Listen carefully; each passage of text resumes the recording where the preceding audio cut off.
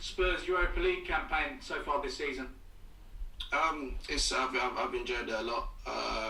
Like for me, I've had quite a long period being out, being injured, and obviously I missed quite a lot during the beginning of the season. So for me, I'm just happy to be back playing games, being part of the team, being involved in Europa League.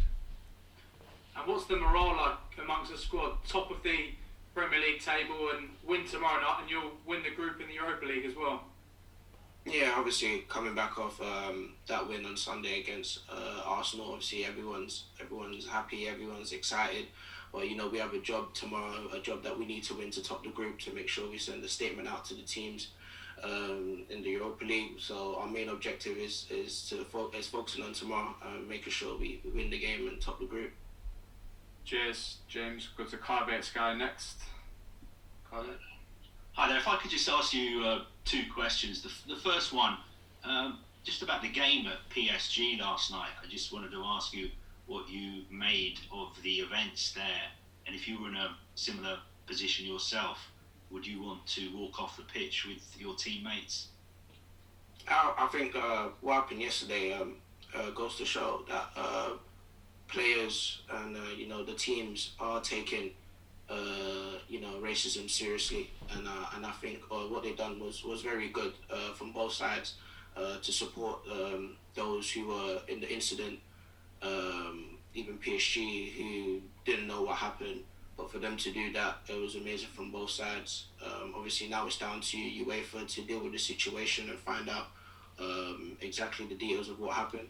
And if I was in that similar situation, I think what Demba Ba done was he was honest about himself, honest about what happened, and felt that he was felt strongly that his team should walk off and not continue the game, and his team did support him, and I think that's a great act and a great showing of support from his team. I also wanted to ask you. Yesterday, I was reading a column by a high-profile Spurs supporter who said that he wouldn't renew his Spurs season ticket if the Spurs players carried on taking the knee. What would be your message to him? I think, look, everyone has their opinions, but I think us as football players, we have a duty, and that's to be a voice and to show the world, that these situations are still happening, and that we are here to try and spread the word out and let everyone know about what's going on. So his opinion is his opinion, but for us as football players, we have a duty to share what's going on in the world and try and make everyone aware of what's going on. Just wanted to ask you, Jose Mourinho said a couple of weeks back that he sees you now more as a fullback than a centre-back, which perhaps was a little bit surprising. Obviously, seeing you coming through the academy as a centre-back and everything, and obviously playing in that position, and in recent weeks as well. I just wondered kind of what he said to you and what that process has been like in becoming a fullback. Obviously, I know from last season I did play a majority of my games at fullback, and it's something that the manager saw in me that maybe I didn't see myself. Of course, growing up as a centre half, in the academy, I learnt my traits there, but coming into the first team, sometimes it's about just taking the opportunity, taking what's given to you. And if the manager is saying that's what he sees me at, and then it's something that maybe I have to work on and maybe improve and get myself the best opportunity to play games and help the team and to win. So that's the way I look at it, is just to take the opportunity that's been given to me. Cheers, Alistair. Go Jonathan B on next. John. Hi there, Japhet. You featured quite heavily in the Amazon documentary, and you came across really well in it. I was wondering what the reaction to that was with your friend and your family and everything. Obviously, my family watched it and they enjoyed it very well. My dad enjoyed it very well because he was involved in it as well.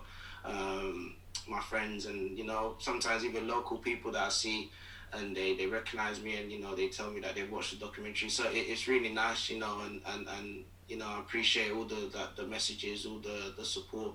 But obviously, it's like I said, it's really nice to be in that position, and that my family enjoyed it, my friends enjoyed it, and I enjoyed it myself. We'll go to Jack Russell next. Hi, Japhet. Hi. The manager just said that obviously winning tomorrow takes you top of the group and could give you an easier passage through the knockout stages. But he said there should be no reason to fear anyone. With the way that you're playing at the moment, in the league as well, is that an attitude shared by the entire squad? It doesn't matter who comes out in the draw. I think in terms of who comes, it doesn't matter who comes out of the draw, but it's more because of our mindset is to go into the game and to win, no matter the opponent, no matter who it is. Our main objective is to go in there and make sure we try and win. And if we keep winning game by game and it takes us to the final, we win that game, we win the trophy, then it's so be it. But our main focus is literally just game by game, no matter the opponent. Our main objective is to try and win. Cheers, Jack. Got Charlie Ackleshare, The Athletic next. Hey, Japhet. Just building on Ali's question, how difficult have you found it then to adapt to playing as a fullback? I mean, have you had to kind of completely relearn that position, and have any of Serge or Matt Doherty or those guys given you any tips? I think for me, I don't want to sound like overconfident, but I haven't found it as hard because I've kind of just used what I've learned from centre half and brought into as well right back. I think there's some similar attributes that you need at centre half that you need at right back on the ball.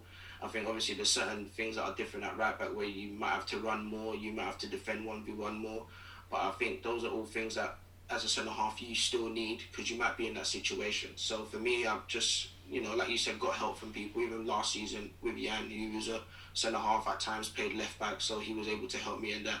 But it's just literally, like you said, asking people, watching other people's clips, watching what they do, and just using that to help myself. Cheers. We'll go to Matt Nash now. Hi, Japhet. Hiya. Obviously, just going back to the documentary, what's it like being the local boy in the squad? You're kind of unique, really. There's not too many in the squad who sort of come through and been at the club for so long. What's that like, and is there any sort of different kind of pressure on you being someone who's come up through Tottenham, through the academy system and into the first team? It's first of all, it's really nice. Like I said, a local boy. I've been around, pretty much near Tottenham for all my life. So it's really nice. Being from the area and then being able to play for the local team. And for me, it's just I would say it's just not. I wouldn't say it's pressure, but I think I've got to know that people might be looking up to me. Other local kids who are around the area, and might be looking up to someone that they see in the Tottenham team is from the area. And so I would say it's a bit of pressure, yes, but I just got to go with it because, like I said, I'm from that area and hopefully I'm a role model to others who aspire to be in the position that I'm in.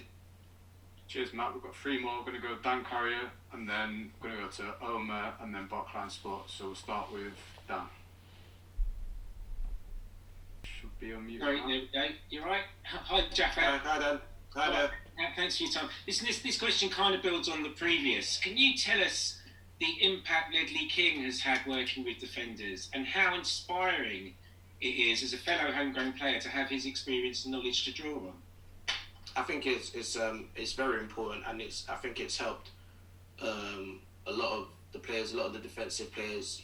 Whether it's after training, it's doing some extras and asking him, what can you improve on, even to the point of watching over games, and you have his mind of someone that's been in the game for such a long time, so you can use his intelligence in the game, his mindset of what he knows and how to improve. So for us, it's been very important because we have a tool to use. I can say to better ourselves and make ourselves better defensively. So it's very important. Thank you. Cheers, Dan. Okay, we'll go to Omer next. Hi, Japhet. Hi, Omer. Okay.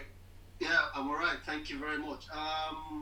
Could you describe what it feels like playing under a great manager like Jose Mourinho, and what impact he has on your development as a young player? It's amazing, honestly. I've said it before. I've learned so much in ways of how much attention he pays to the game. Not only on helping me defensively and helping me with certain aspects to improve on, but also the tactical side, game awareness side, the amount of knowledge he has and the amount of help he's given, to us, not only just me as a team to, manage the game, but tactically be a bit better, be a bit smarter. So it's amazing to work under such a manager with his status, and honestly, I wish to continue to keep working with him because honestly, it is amazing.